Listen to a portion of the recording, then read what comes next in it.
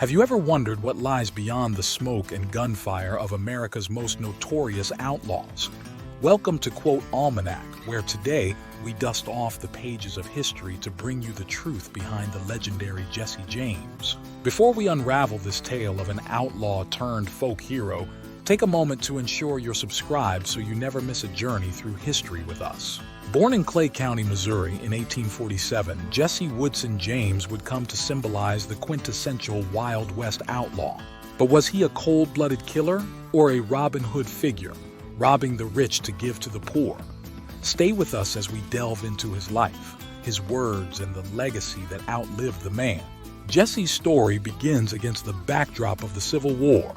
It was a time of division and violence, and the James family was no stranger to either. At a young age, Jesse witnessed the brutal realities of war, including the death and hardship it brought to his family. This crucible of conflict shaped the young man he would become. The quote, "I am not in the habit of defending my every action," is often attributed to Jesse James. But what does this say about him? To understand, we must look at the post-war era when Jesse and his brother Frank were accused of various crimes. This quote speaks to the defiance of a man pursued by the law, a man who saw his actions as justified in a country still healing from war. But Jesse James did not just leave us words. He left a trail of daring robberies. From banks to trains, he and his gang defied the odds and captured the public's imagination. Yet, it's essential to examine the truth amid the tales. While some saw him as a hero, others felt the sting of his actions, a dichotomy that remains part of his enigma. As we journey through Jesse's life, remember to subscribe to Almanac if you're enjoying this exploration. Now let's step further into Jesse James's world. His robberies were not just heists, they were statements. One of his most famous quotes, "I can handle 100 men if they are scattered, for I have a perfect organization," reflects his strategic mind. Jesse wasn't merely an outlaw. He was a leader with a keen sense of tactics, born out of his guerrilla warfare days during the Civil War. But beyond the bandit lies the man. Jesse James was also a father and a husband, a man who loved deeply and was fiercely loyal to his family and comrades. This personal side often contrasts sharply with the public image of the gunslinging outlaw. It reminds us that history's characters are as complex as the times they lived in. Amidst his life on the run, Jesse James was purported to have said, "I am like any other man. All I do is supply a demand." This remark underscores a critical aspect of his legend. He saw himself as a product of his environment, a response to the economic and social turmoil of Reconstruction America. The life of Jesse James came to a tragic end when he was betrayed and murdered by a member of his own gang in 1882. But his death was not the end of his story. It was the beginning of a legend, a tale that has been told and retold through generations. In his death, Jesse James left a legacy that transcends time. He became a symbol of the Wild West, a representation of the lawlessness and the struggle against authority. But more than that, he became a figure of American folklore, a testament to the power of storytelling and myth-making. His was a life that blurred the lines between hero and villain, a living embodiment of the American spirit in all its complex shades. Jesse's relationships with his gang members were akin to that of a family. The loyalty within the James Younger gang was notorious, as was their code. They were selective in their targets, often choosing symbols of authority and wealth like banks and trains associated with the Union side during the Civil War. This selection process was part of what built the Robin Hood myth around Jesse. The idea that he stole from the rich who profited from corruption and oppression.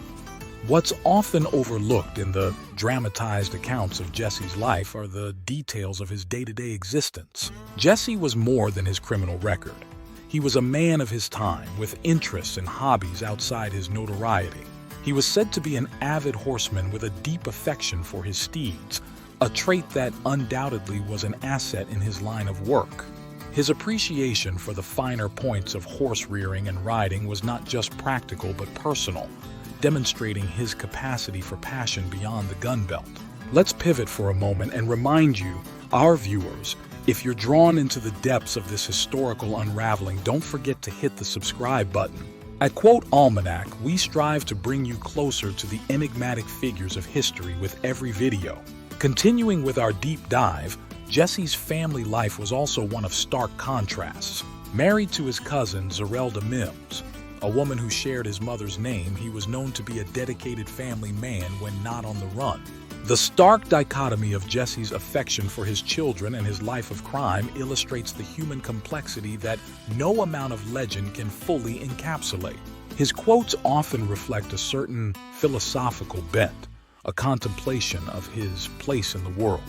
"Guess I got what I deserved," he once mused, a poignant reflection from a man whose life was in constant peril. It's a window into Jesse's acceptance of the inevitable conclusion that his chosen path would likely lead to an early grave. Yet, Jesse's life cannot be fully understood without exploring the context of the time. Post-Civil War America was a nation in flux, grappling with reconstruction and reintegration. Jesse and his exploits cannot be separated from this backdrop, which provided the fertile ground for his legend to grow.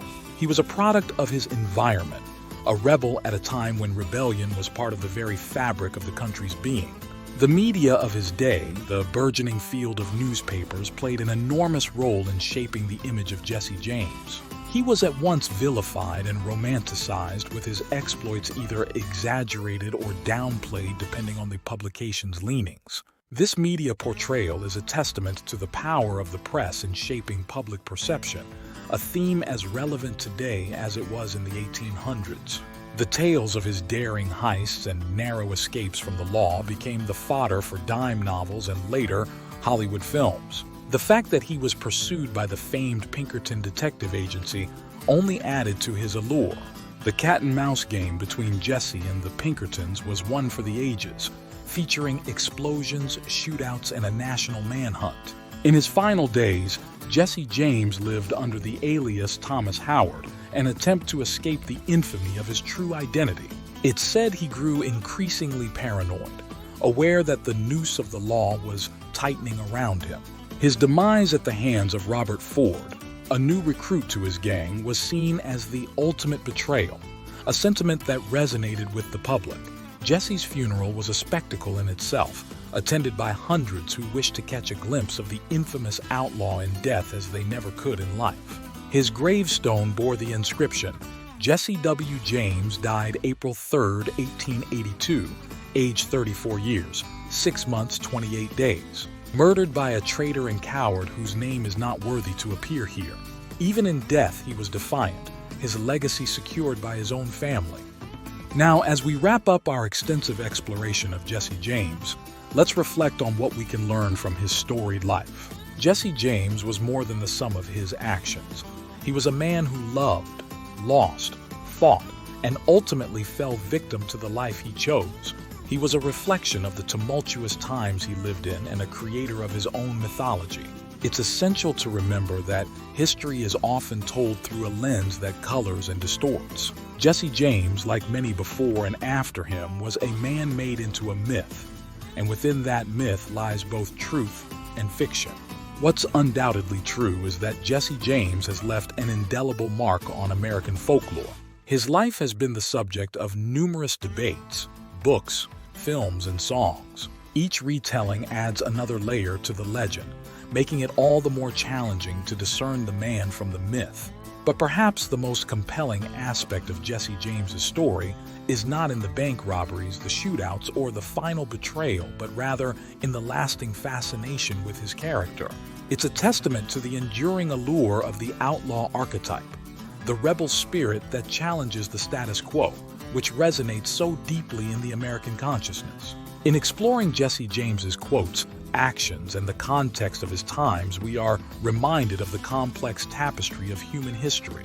Individuals like Jesse are emblematic of the struggle between order and chaos, between the letter of the law and the often unjust spirit of its enforcement. As we conclude this deep dive into the life and legacy of Jesse James, we're left with a richer understanding of not just the man, but also the era he lived in, and the cultural forces that shape our interpretation of history.